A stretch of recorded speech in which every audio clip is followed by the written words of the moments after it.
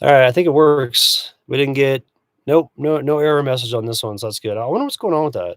That's a little strange. I don't know why it keeps doing that. Yo, what's up, Kevin? I don't know why that computer keeps timing out like that. Cause like I checked the test, I did a speed test from let me pull it up here for the Sterling. It's coming and going. Wonder if that's the reason why. It's saying 270, no, gosh, like 290 megabits per second download. And the upload right now is at 26 megabits per second, which is pretty good. I don't know. That's crazy. So, yo, what's up? Happy trails. What's going on, man? Heard you guys got pounded with rain yesterday. So, Jennifer, how's it going? Cheers from Lake Tahoe. I love it out there. Used to go ski heavenly all the time when I was a kid. That's a cool area. Could be Star Lake switching sides. I didn't think about that. So yeah, Jason pummeled for 2 days. I saw Tim's Instagram post yesterday about the roads around Seligman, and like they were literally all rivers. Like it was crazy flooding and a lot of rain, and then also big hail too. So that's good to see. I mean, we need it out there bad, because it's looking like the winter season is probably not going to be very good. They're saying it's going to be warmer and less moisture than usual. And so let's hope that that's not true, but we need some good rain out there. Cause like I heard out in the community next to where I'm at in northern Arizona, they totally, even though they have community wells, the POA kind of screwed over the residents and made it to where there's all new generator requirements, and the generators are, I think they want like a 10,000 watt generator, which is crazy because that's really expensive. It's heavy, and then you have to take that to the well each time to operate the well. And now they're monitoring. You have to get a you have to apply for a permit to access the well. I think is what they're doing now, and I'm like, that's a money grab, dude. And I think they're gonna start monitoring how much water you're pulling out, which is crazy because like it's a private well. So, but I don't know. That's wild. I haven't heard anything in our community. Like our community is still pretty chill. And we also too, I mean, we've got 120 parcels out there ranging anywhere from size of like 10 acres up to like I think there's like a 240-acre parcel. And there's only 7 of us out there full time, so there's hardly any water usage on our well. Our well has enough pressure that even though it's 1,400 feet deep, we could take the pump off of it, and I think the water would still come up. I think it's only like 1 gallon a minute, but still, that's pretty good. So, so Kevin, see, you're hoping to be done by the next month. These little side tests. Yeah, I know those side tests take forever, dude, and parts and all that stuff. So, Joanna, Farmer's Almanac can see a very bad winter. Yeah, that's unfortunate too, because like we need the rain. But I guess Colorado's supposed to get more, so at least the Colorado River will get a recharge, which is good. So, see, Broken Demand definitely wintering in AZ still. Yeah, dude, it's awesome down here in the winter, especially like Sedona, and then you can go down to like Bisbee. Bisbee is one of the coolest towns you'll ever see. Like it's right on the border. It's beautiful. The town that's across from it on the Mexican side, on the Mexican prop or side of the Cheryl or border. Cheryl, what's going on? Say, I hope you and Meadow are doing well. Yeah, we're doing great. Whoops, as I dropped the computer. Meadow's just over there chilling behind a tree. You can't really see her. What's up, Meadow? What you doing, girl? She's eating on some tree bark that she just pulled off of a tree. So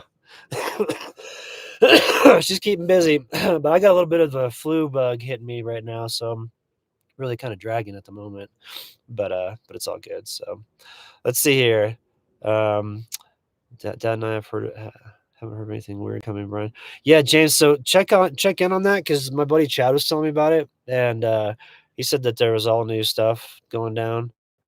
And so check with him because I haven't followed up with him. He just told me like a couple weeks ago. He's like a bunch of new stuff is coming down, and uh, from the POA. And so I don't know what that has to do with the stuff out there because I'm not on those email chains or any sort of notifications.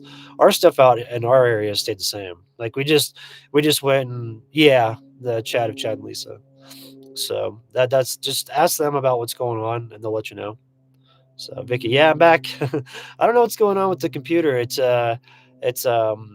just doesn't seem to hold the same signal that the phones do. And my other phone that I had, I've got an iPhone back in northern Arizona that I'm going to use when I get there.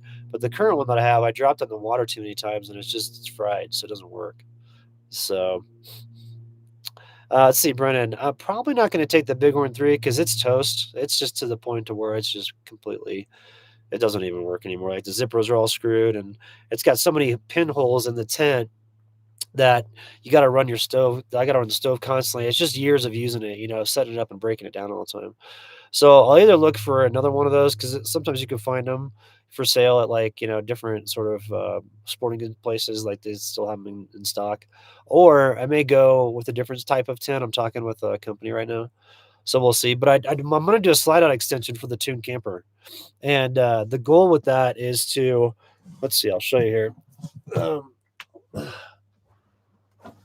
what I want to do is have it to where on the sides of the truck here, right here, this could bolt into the frame, and so I can put sliders on here, like those drawer sliders, and I'd have to bump this out a little bit because if you see, there's a little bit of a lip here, so bump it out to here, and then put those sliders on here, and that way, you could put like 2 or 300 pound drawer sliders on both sides, and it easily hold that slide out extension. It's not going to be that heavy. And then what the slide out extension would do is on the tailgate here, is it would come out to the end like the other one, but I have so much more of a cavity here to work with, than what I had before with just the previous topper. And then you could put the wood stove over on this side because I'm going to take this out. This is my old fridge. I've actually got a new fridge. And I did accept a sponsorship from Bouge RV for their Rocky 2 fridge, which is right here. And this thing's freaking awesome. It's a fridge that has its own battery in it, and then it's also dual zone. So if you look inside, it's the same size as the other one, but it's got two different zones in there. So it's got a freezer and then a fridge, and then with its own battery in it, it's kind of nice because I can charge it up while I'm driving, and then when I get here to camp, like that battery that's in there, with it being only 65 during the day, I mean, it takes me like 2 days to go through that battery. So I've got that battery for that. Then I've got another backup battery that can charge that if I need to. And then this one here, the Dometic, unfortunately, what happened was is that over time, number one, the DC input for the cigarette lighter charger that I was using to run that thing, uh, it melted the DC input on the Dometic there, so it just got too hot one time. Maybe it was running too long, or maybe the connection wasn't firm in there and it was making it get too hot. But for whatever reason, it melted that, so I had to use AC with the alternating current all the time. Which to run your battery with that, the battery maintenance system on those, the EcoFlows that I use, um, those require power in and of itself to run, and then so it's like you're using double the power for it if you can't use the direct current. And then the other thing with this is the temperature in it went out, and so it's either on or off. So it's either going to freeze your food rock solid or not be on. And so it's just time for a new one.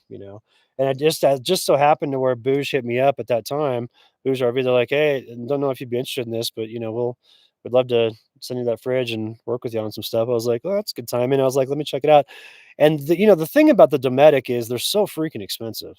That fridge is like $1,100, and I don't know. I don't see the value in that because they claim that their compressors are the compressors that make it cold, they claim that they're like really advanced and they don't make any noise on stuff. Well, heck, this one's I think the one in the Bouge RV, the Rocky 2 fridge, that one the compressor is much quieter.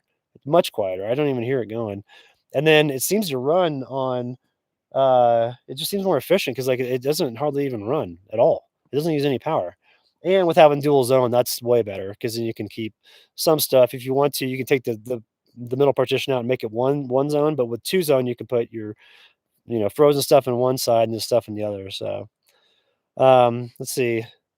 Love my air fridge still working 100%. That's cool, Kevin. How long did you have that? I had this one I had I think for let's see, it's 2025. I think I had it for 7 years. So, I mean, I can't complain about that. That's great. I put it through the ringer.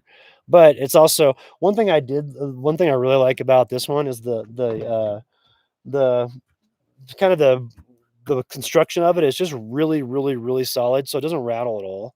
'Cause some of these fridges sometimes like the lid will rattle or something like that if it's not a really good connection. But this one seems really well built.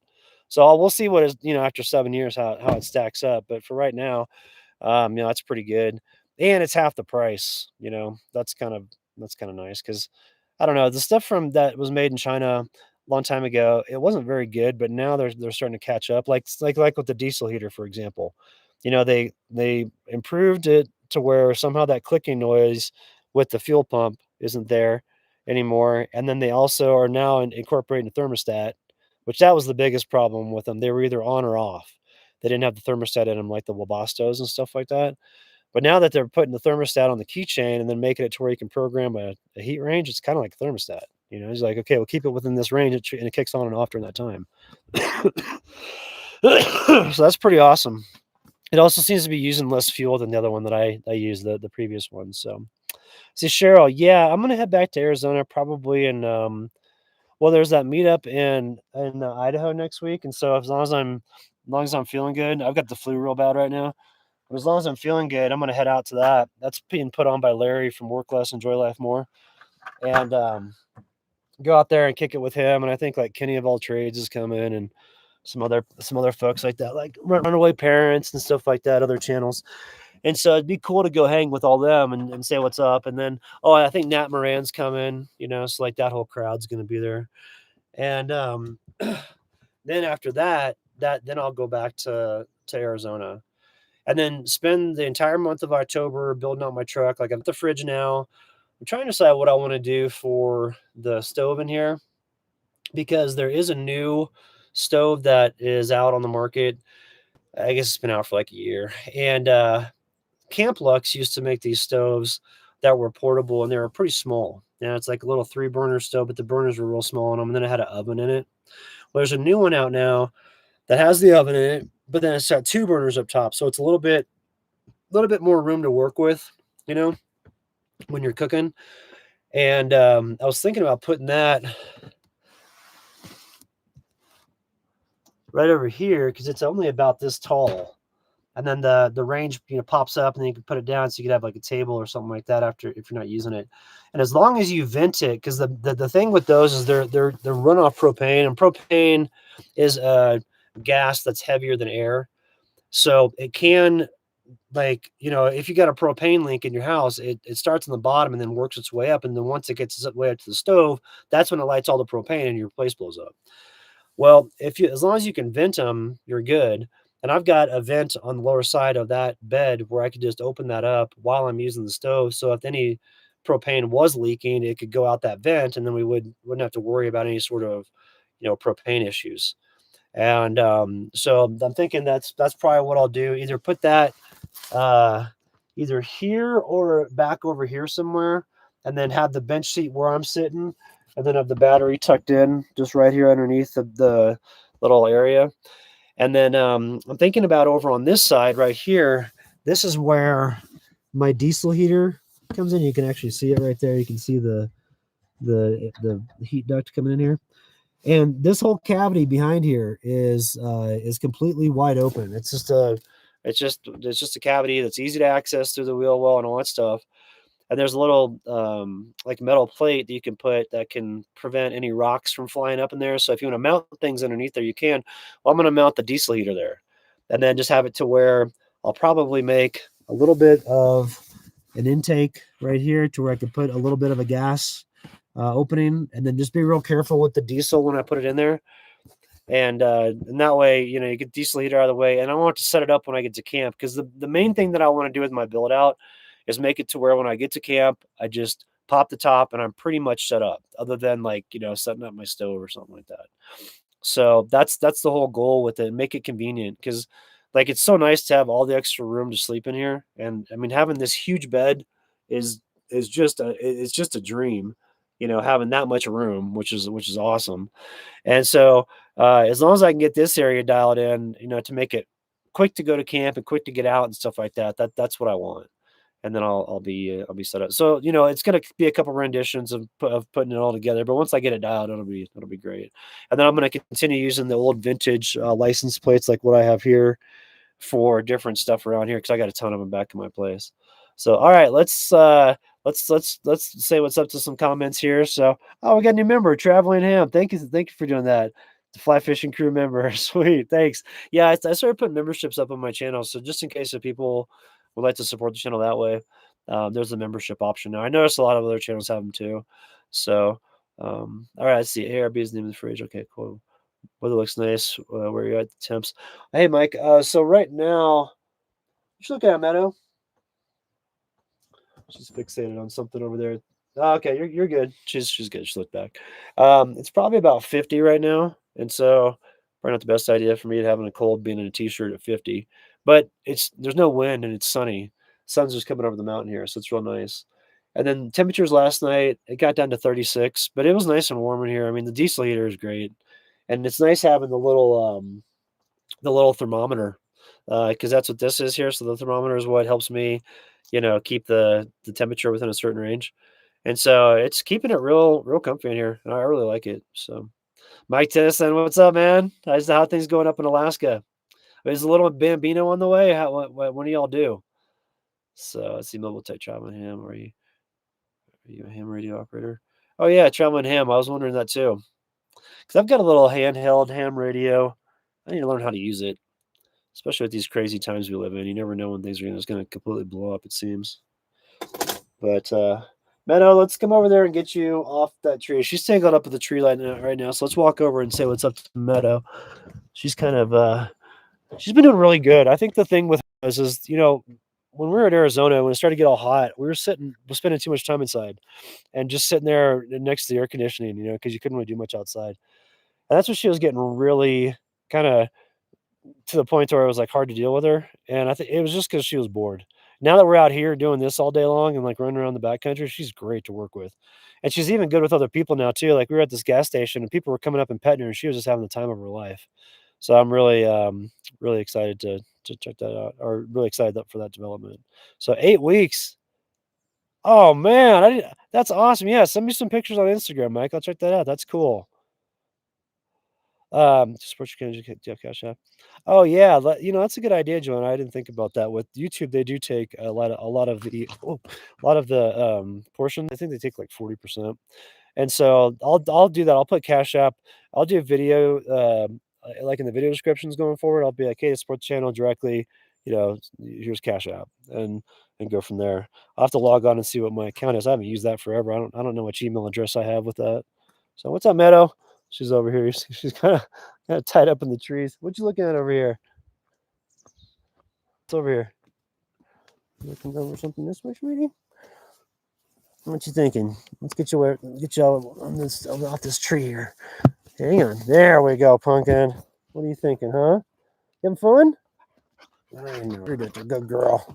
I know. Okay, hang on. You're gonna knock over the expensive computer, and Dad's gonna create new cuss words. All right, got her off that. We're good to go. I got some coffee that we got back in the truck topper here, so we're gonna go in there and chill. And I'm just trying to get feeling better so that by the next weekend I can get out of here and go up to Idaho. I've never been to Idaho before, so I think it'd be kind of cool to go up there and kick it. And Larry's got a cool location determined next to this lake, and everybody's gonna be. It's like literally lake, like on the shores of this lake, and it's all this dispersed camping, which would be killer. But if I can't go, he's gonna have it twice a year, and then I'll be able to go on the next one, which would be good. So, all right, let's see here. Excuse me. Let's see, Brian, are you a ham? Yes, I am. Let's see. What's that? Good to meet you, Harold. Oh, you guys are talking about your radios. Gotcha. Yeah, I don't have like an address or anything like that yet. I need to look into it because I've got it with me. It's I don't even know what it is. It's like one of those handheld ones, and it's got all the buttons on it and everything. And I don't know the range on it or anything like that, but I figured it'd be good to pick one up. And I had a friend that ordered them a while back, and if you bought them in bulk, you could get them at a discount. And so that's what we did. But all right, let's see here. BBC 85 in Ohio, 70s next week. Oh, man, that sounds pretty nice in Ohio. I think the same thing with Northern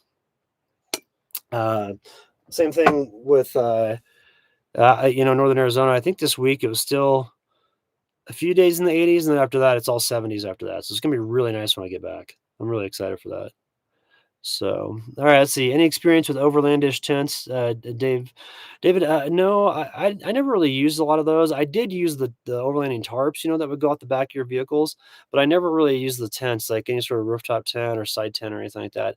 I did have the side room from the awning, like the ARB awning, the drop down rooms, and I actually had it one winter where I cut a hole in the side and put it in a stove jack, just a welding cloth stove jack is actually just two pieces of welding cloth over one another, and one of them had a hole in it, and the other one had a flap that when you put your stove through it, the flap would create like an arc over it and help the water drain off. And that worked pretty good. But the only thing is the poles for those, on those awnings are so weak. Any sort of wind that would come and hit that sidewall, it'd bend those poles. And so I made all these extra guy line attachments to where I'd attach to the side of the ARB drop down room, and then guy line those to the ground. That would help a little bit with the wind. But overall, that was kind of a janky setup for the wintertime because the wind is so gnarly in the winter. But other than that, I haven't really done a whole lot of overlandish tents. So I've seen people out with them all the time, and there's some really nice designs. But I always just either slept in the back of my truck or had a tent. Like when I first started hitting the road back in 2014, right after I adopted Sierra. Um, we were out in a tent for like the first couple weeks, and then we started truck camping after that. So, all right, let's see what else we got. Road trip day. What's up, man? How you been getting into good fly fishing? But yeah, it's been good. It's been small. The creeks that I'm hitting are real high altitude right now, and like over in Crested Butte, a lot of the creeks just don't have that big of fish, and the reason being is that it gets so cold there in the wintertime. And so a lot of the high altitude lakes are so they freeze solid. So a lot of those streams are the ones that keep the fish populations going, and the brook trout tend to be a lot smaller because they're a lot, lots of brook trout over there, but lots of not lots of activity with the fishing. I mean, I was throwing flies in and I was immediately getting fish, which was fun. And there are some places like the Ohio River, the lower section in between Gunnison and Crested Butte that's pretty good. Some areas in the Slate that are good underneath there, but the stuff that's up by the camping areas is just right now it's really low water. There's not a lot of water up there, and there's just kind of limited fishing holes. But as you get lower towards Gunnison, it's a lot better. I think. So all right, let's see what else have we got here. Have you ever fished for steelhead? I have not. That's what I want to do, Lewis. I heard it's awesome, and like those fish are huge, like huge fish, which would be crazy. So let's see. Have you ever fished? They're very present. Oh man, you're on Vancouver Island. I hear that's so cool up there. That's where Tideline to Alpine. I don't know if you follow Amanda, but that's where she does her nomad thing, and she's been doing it for like a decade up there. It's crazy that she was doing van life for like 8 years before she ever got on social media. So let's see what else. Cheryl, not to be dumb, but how you doing? It's I think if you go to the main like off grid backcountry adventures YouTube page, there's it says members. I think there's like a member button on the right, and so I think I'll have to check. I don't really know. I just signed up for it and just made it enabled for my channel just recently. So let me get back to you on that, Cheryl. I'm not 100% sure. I think there's a button there on that you can click though. So let's see. Traveling hand just rolled across the U.S. from Washington to SC. And now I'm on my way to New Jersey and then home to Maine. Oh wow, yeah, I've been home for 3 months. That's awesome. It's so much fun to be on the road like that. You get into a different rhythm. You get into like a I don't know, it's like a carefree for me at least, it's like a carefree mindset, like, "Where do I wanna go today?" Then you just pack up and go, and what's cool is when you get into these areas that are really awesome, that have a lot of different places to camp, where you got public land and different types of terrain and all these different outdoor activities, you can keep yourself busy for years. People think that I know all of Colorado, I only know, like, the southern portion. And I was on the road for 7.5 years straight, hitting this entire area the entire time, and I was hitting new spots all the time because there's so much terrain out here. And same with, like, northern Arizona, well, all of Arizona, actually. There's a ton of terrain out there, same with Utah, Wyoming, like, all that stuff. And so you can keep yourself busy on the road forever, and you get into this mindset to where you stop you stop thinking about, like, the work mindset because that was one of the things that surprised me when I hit the road, was that it took me a long time to get rid of the, "I have to be at the office" mindset, so bro, bacon fun. Oh, dude, thank you, dude. That's awesome. Thanks, Kevin. I'll definitely get some bacon. I'm gonna be getting some when I roll through Flagstaff, or whatever town I roll through next that has a organic food store. It's kind of limited up here, in Silverton. There's not a whole lot with the grocery store here. So, but yeah, but back to what I was saying, traveling with him, like I love being on the road because you just get in that different mindset. It's very carefree. Oh, you're an OTR trucker? Okay. That's cool, man. So, let's see, close chat. Should be a button that says, oh, okay, Josh. Yeah. So I guess if you close the chat, there should be a button that says join. So I'll look more into that because I don't really know how that works. So I just enabled it. So when I retired, it took about a 3 month. 3 months until I stopped dreaming about work. Yeah, James. Yeah, it took me about 2 years out here because I would sit there because when I first hit the road, I still had a sign company in Denver. I was doing real estate signs for new home developments, and I hated it. The clients never paid me on time ever, and it was so annoying. I was always fronting payroll for or fronting the expenses to get all these jobs done, and they'd never pay me on time. And then when I come in and ask for payment, they get like offended.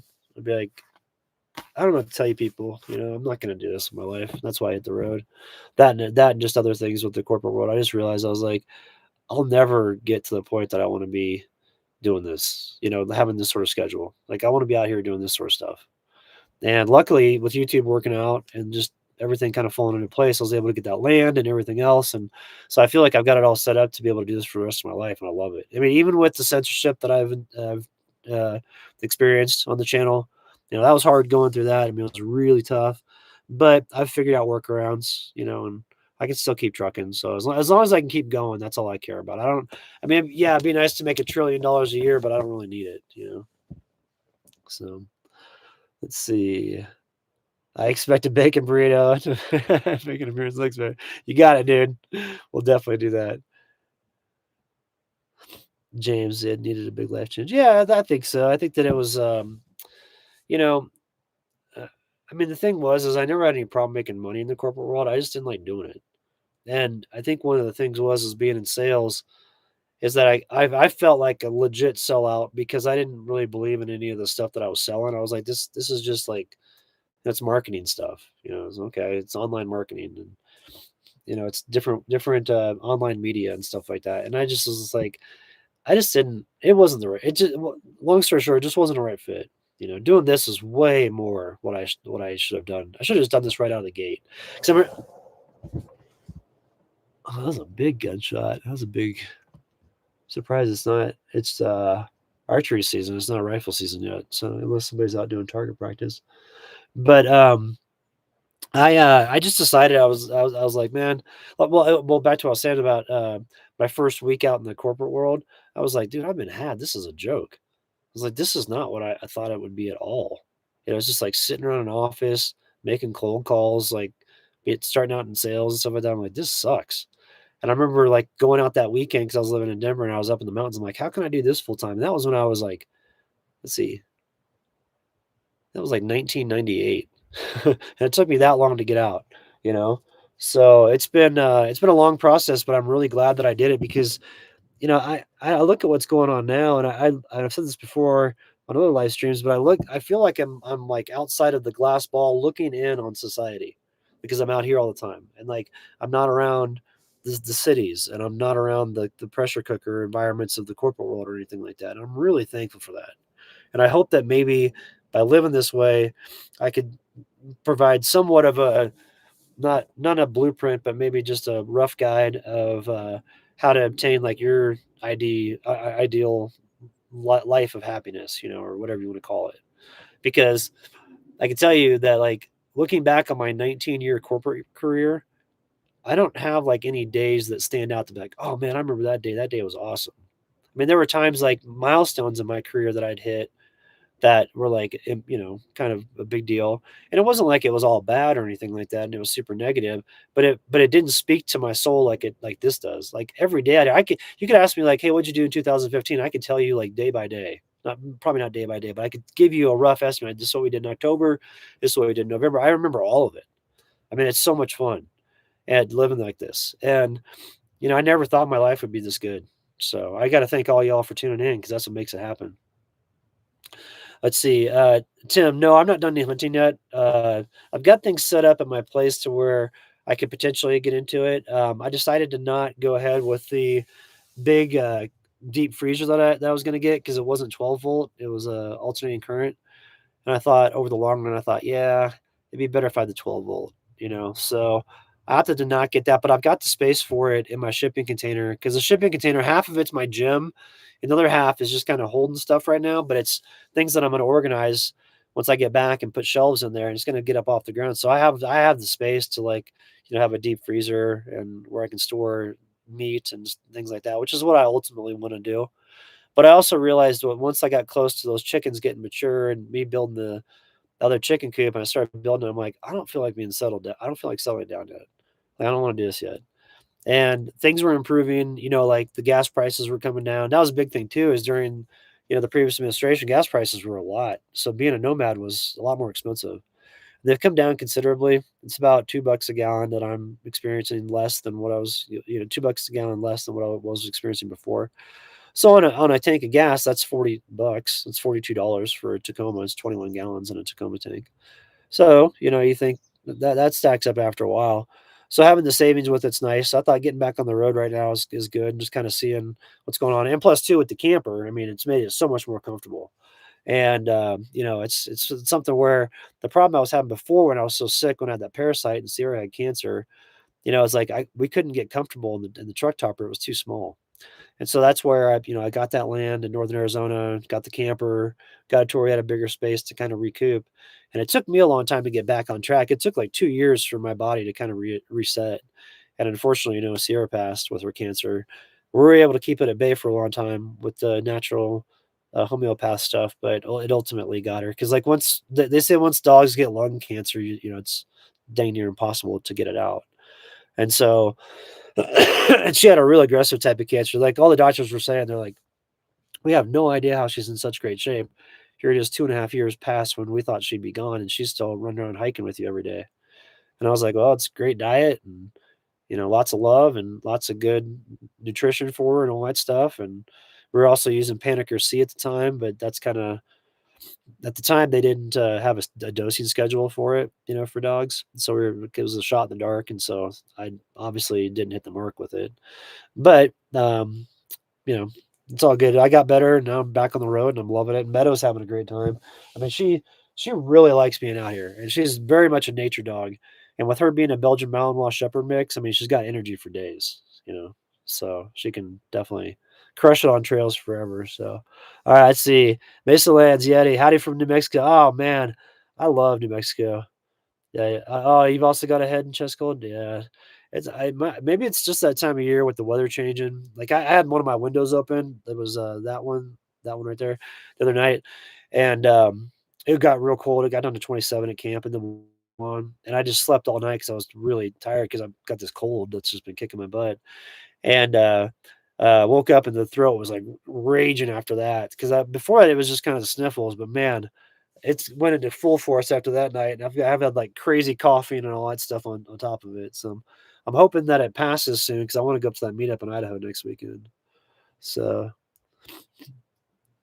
let's see, James, so traveling was always your dream in sales, right? Yeah, and the thing is I was good at it, I was really good at sales, like, I was always top 1 or 2 salespeople in the company of whatever I worked at, and or just always the number 1 guy, and then I got promoted often, and stuff like that, so it wasn't hard to make money, and I was thinking, well, I'm on the upward trajectory, but I was like, I don't wanna give, like, 8 AM to 6 PM or 7 PM Monday through Friday and sometimes on the weekends of, like, the best years of my life to a company that when I resign, they're just gonna replace me with someone else.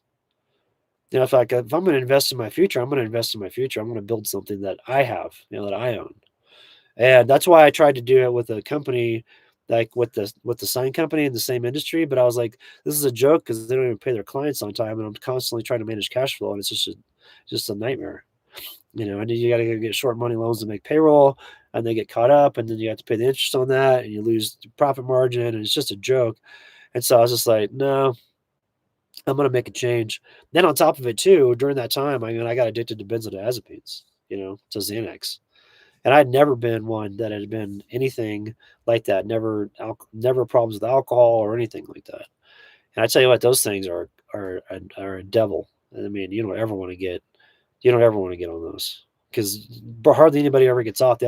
Most people have to take a little bit for the rest of their life if they get addicted to them. And I'm one, like they said that like out of all the people that quit benzodiazepines, only like 6% never go back to it, and I'm one of the 6%. So I'm pretty happy about that. But I don't ever want that stuff in my life, you know. And I'm thinking if I have to have that to operate in that environment, then I don't want to be in that environment anymore. So what I'll do is I'll always change my environment. So that's why I completely changed my life because I was like, I saw it and I was like, that is an early death, 100%. You know, with those pills because it gets what's up. So you want to come up here because it gets to the point to where the dose that they're giving you doesn't work because you get used to it because you're addicted to it. So you keep upping the dose. The next thing you know, like things are really out of control. And then plus two, you couple it with like alcohol or anything like that, and you're screwed because you can stop breathing. So let's go out here and get Meadow. She wants to come inside. I think we're starting to get some of the clouds. Some of the clouds are starting to come in here. Kind of see it starting to build a little bit. So we might be getting some of this storm that's heading in our way. But another thing too is I'm a lot healthier on the road too because I'm out hiking all day long and in these really great environments and all that stuff. And I think about the stress and all the stuff that I had in the corporate world.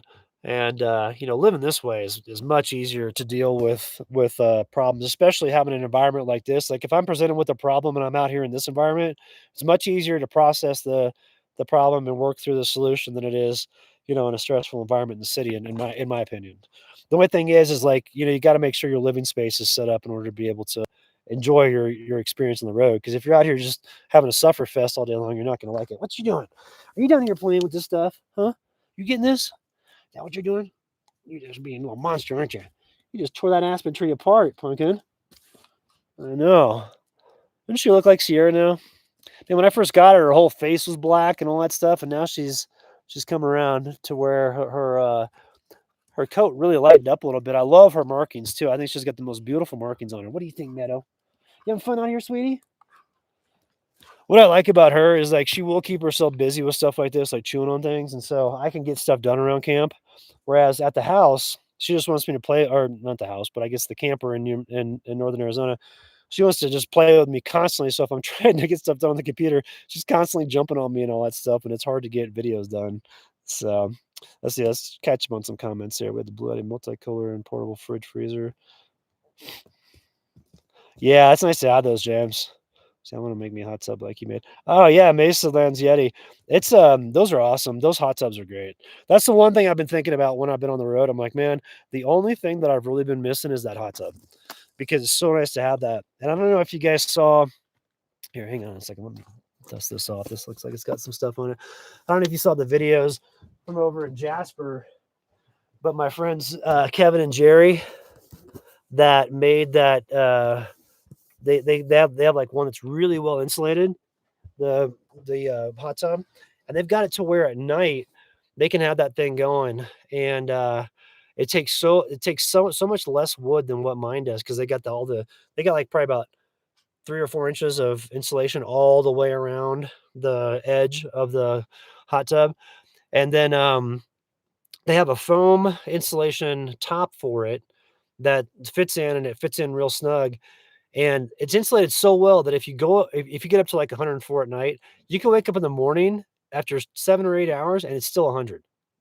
That thing is so mine gets down to like I'd say okay if it's like freezing outside and I get it up to like I like the temperature of like 110 like the lobster pots.